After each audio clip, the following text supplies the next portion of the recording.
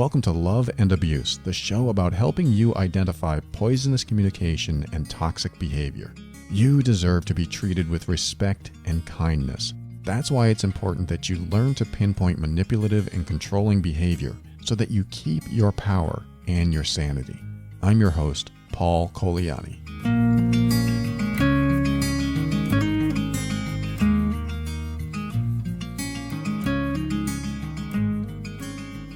All right, welcome to the show. This is the official podcast for the Mean Workbook over at loveandabuse.com. That is the healing and assessment guide for difficult relationships. And the show is all about relationships, but not necessarily only romantic. It's about any type of relationship that you have where there's any type of manipulative or coercive or emotionally abusive language or behavior.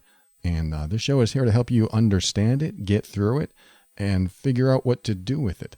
Because when people show up in our lives that display this toxic behavior, we're often sucked into some sort of game or control mechanism that is hard to get out of. Emotional abuse is very hard to get out of because we don't know the game is being played on us. And today I want to talk about something specific in emotional abuse, and that is, I don't even know if there's a term for it. I've been thinking about what I could call this, and if there is a term for this, let me know. You can write to me at paul@loveandabuse.com, but I've come up with several terms for this. One is truth attrition, which is not catchy at all. And one is fact erosion, another one that's not catchy. One is thought tackling or brain tackling. I don't know. I'll come up with some catchy term, or if there's a term out there, I'll figure it out. But I think it's important to identify specific behavior so that when it's happening, you can label it. I think when it comes to any type of abusive or toxic behavior, it's good to have a label for it so that you can know when it's happening. You can spot it, you can work with it, you can put it on the table, and not necessarily with the person doing it, but for yourself, you can put it out on the table, lay it out on the table, gather all the pieces, all the components of it, and make a bigger picture of what's happening.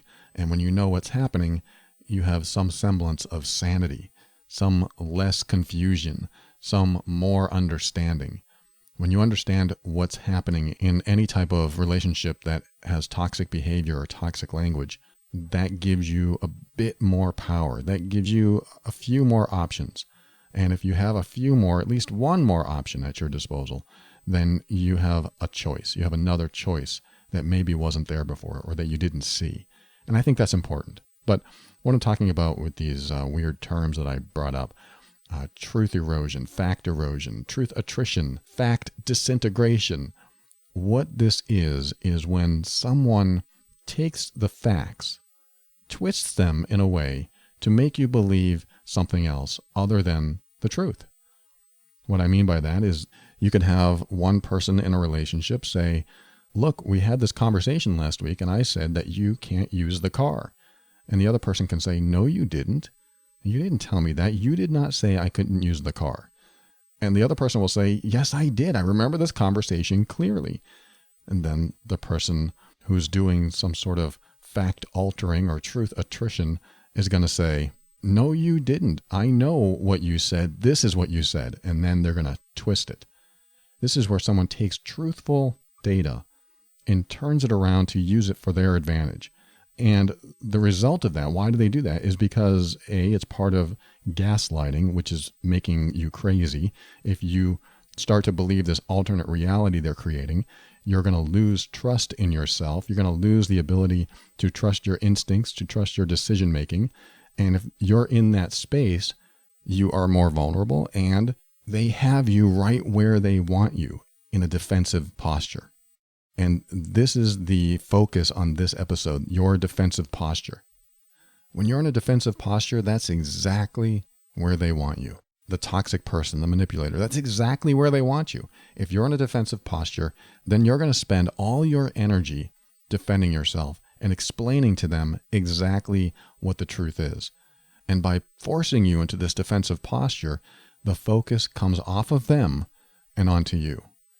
And I think that is so important to know because we do this to ourselves all the time. Somebody says something about us or to us, and we go, no, that's not true at all. Let me explain to you what really happened. And then we spend a lot of time defending ourselves, in certain situations. But in the toxic interaction I'm talking about, That's where we're most vulnerable.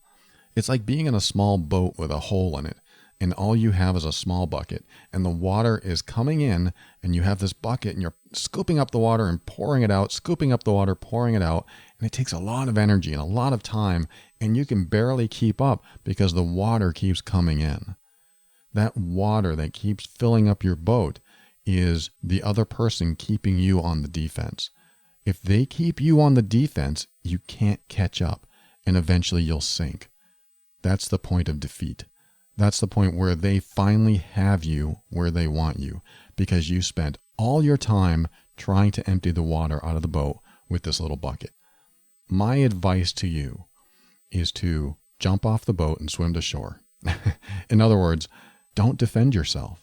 I know that's like going to be something very hard to do, because your character is going to be questioned, your integrity is going to be questioned, your morality, your ethicality, if that's a word, even the legality of something could be questioned. And it's going to make you feel like someone's looking down at you, and you will feel the need to correct them. You will feel the need to want to make sure that they can see the better part of you, the good part of you, and not a bad part that they're creating.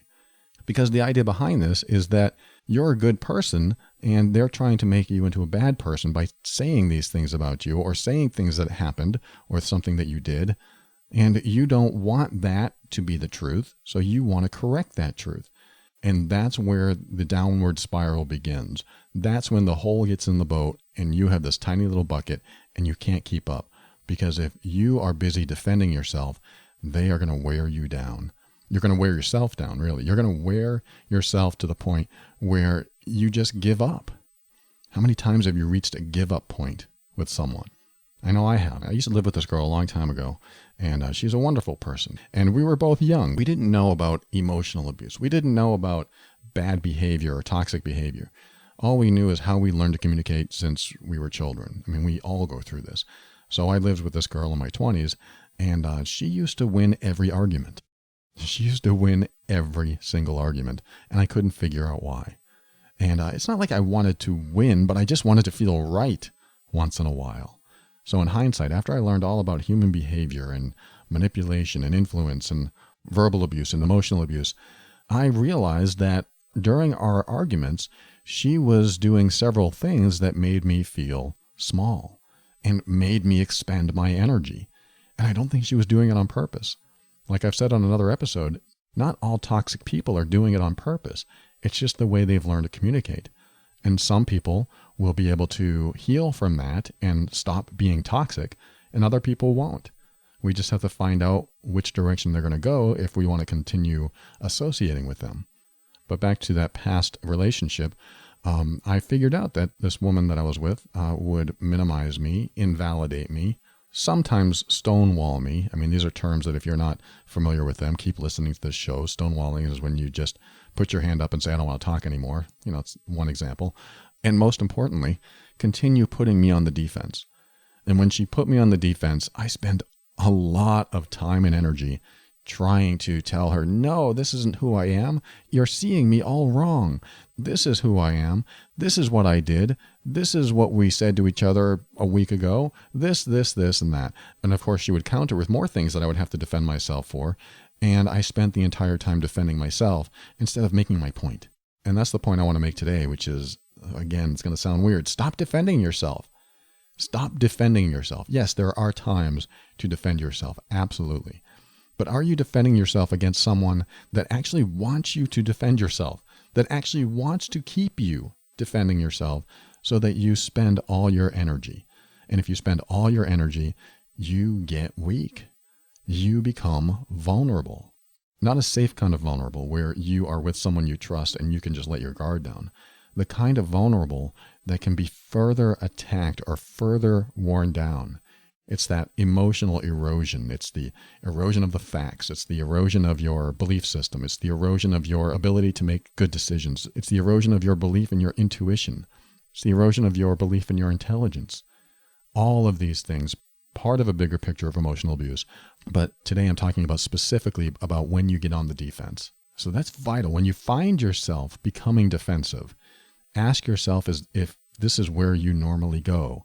in these types of conversations with this person? Is this where I normally go? Do I spend more time defending myself? Because if you do, don't. I know, easy to say, hard to do, because we get emotionally triggered. But let me give you some tools so that when you are in this space and you really feel like you want to defend yourself, instead of jumping into that emotionally triggered defensive state, let me give you a couple of things that you can say. One of them is, that's incorrect and you know it. Or, that's not true and you know it.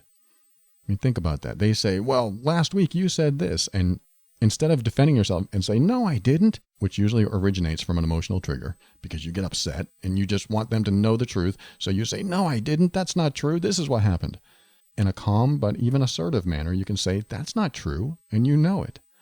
And of course, if they're the type of person that wants you to stay in that defensive state, they're going to say, yes, it is. I know it is. This is what happened. And then they might make something up, but they'll probably tell you that you're wrong. And the next thing to say, it could be something like this, is, I'm sorry you think that, but I'm not going to waste my energy defending myself. Now, they're going to work with that too, because the toxic person will know how to take your words and twist them and throw them back at you and make you feel guilty or responsible or bad in some way and make you feel bad about yourself. How could you do this? What kind of person are you? They're going to say things that make you hurt. And it will hurt, and you will be emotionally triggered. But this is something you practice, and you find out what happens next. It is sort of an experiment. If you have no choice or very little choice to be with someone who does this to you, you have to experiment a little bit. The idea is to not jump into the emotionally triggered space of being defensive and trying to correct them. It's better just to say, it's not true, and you know it. And when they say, well, this is what you did, I'm sorry, I'm not going to waste my energy defending myself. You know the truth, and I know the truth. And they may push, and they may push again, and then they may keep pushing. And you might have to get to a point where you just leave the room. And they may follow you, and they may keep badgering you. You know, this kind of intimidation tactic, it can work. I've seen it happen. I was at a retail store once, and somebody found a product, and I think they switched the tags, and it was like a massive difference. It was a massive contrast in what price it was supposed to be and what price they put on it. But they switched the price tags, and they came up, and they said, I would like to buy this. And I don't think they used those words, but they said something like that.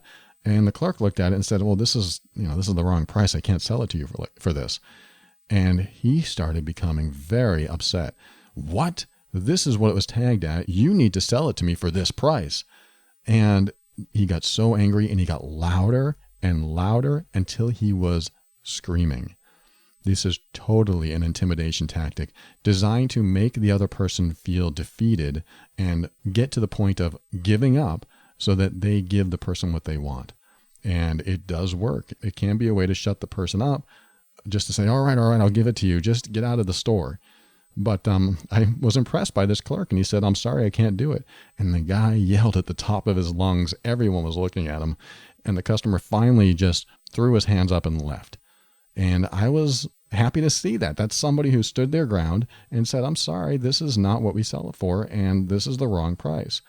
Now, if he brought some advertisement in and that it was advertising that price, that might have been a different story. But this was a clear case of someone switching the tags. But anyway, the idea that he was trying to wear down the clerk, he was trying to tackle the clerk's brain so that the clerk would spend a lot of time defending himself. But it didn't work. It didn't work on this representative of the store because he didn't fall for that gimmick. He didn't fall for that trick. So the guy had nothing to work with. And when someone like that has nothing to work with, they get louder, they get angrier, they get more rude, they get more intimidating, until they finally get their way. But that's just the game. That is the game. And when you are with someone that plays this game, you don't want to be around them. And the reason they're playing that game is because they have nothing else to work with. So they get louder and louder until they get their way. So this is good for you to know in case you're with someone. That kind of behavior often points to someone that's trying to manipulate a system, trying to control you. And this kind of reminds me of another tactic that some toxic people will do, which is overriding your brain. They'll override you with a nonstop barrage of talking and convincing and telling you what your perception should be. They talk and talk and talk, and you get worn down because Even though you're not doing anything, you're sitting there waiting for them to stop talking. And it's another intimidation tactic. It's not always intimidating, though. It doesn't come across as intimidating. It usually comes across as logical, analytical, very well thought out, because a lot of toxic people are actually quite intelligent people. But it's a nonstop barrage of continuous talking that eventually puts you in a state of defeat and you give in. That's all this is. They're just trying to get you to that point of giving in. I might call that verbal attrition, where the manipulator wants to wear you down so that you're more weak, more vulnerable, and less effective. You're less effective at defending yourself. So sometimes they want you to defend yourself because that wears you down. And sometimes they want to put you in a place where you can't defend yourself because they cover every angle by telling you what you did wrong or how you're wrong or why your thinking is wrong or how you spent your money wrong or how you spent your time wrong, or how you're seeing them in the wrong light. They're just going to keep talking and talking and talking until you finally just give in and allow them to finish their thoughts when it's all part of the game that they're playing to make you vulnerable, to make you weak, to make you just want to give in, and then they win. And when you think about that, if their goal is to put you in a weak, vulnerable space so they can control you, knowing this allows you to start seeing it happen, start seeing when it starts. So you can look at your past and realize, oh, this feels like the last time this started. Oh, this feels like the same thing that happened 2 weeks ago. This feels like what's happening now. My piece of advice for you there is to start catching it as it happens inside you so that you recognize the feeling. It'll come as a feeling. You'll recognize the feeling. It'll also come as a thought, like, oh, this is happening again. Recognize it and label the emotions you're having. Recognize, label, and remember to stay on point, because it's going to be hard to do staying on point, but they'll take you off point. You might make a point at the beginning of the conversation. They'll take you off that point, they'll twist it, and then they'll make it all about something else or something you're doing, so you have to be defensive. But come back to the point. Just come right back to that point. Say, no, let's just come back here. Okay, you have all those things to say about me, that's fine, but let's come back to this point and get this resolved first. It takes practice. It's not easy with some people, and sometimes it's impossible. I'm going to share that with you right now. With some people, it is impossible. That's why you need to keep learning about this type of behavior so that you stay in power, so that you're not so susceptible to some sort of manipulation or control game. It's so important that you continue learning about this and really educating yourself to keep you safe, to keep you from giving in, going into defeat, and allowing them to win time and time again. When you do that, your spirit erodes. And we don't want that. So anyway, thank you for joining me today. I hope you got something from this episode. The Love and Abuse Podcast is the official podcast of the Mean Workbook, which is an assessment and healing guide for difficult relationships.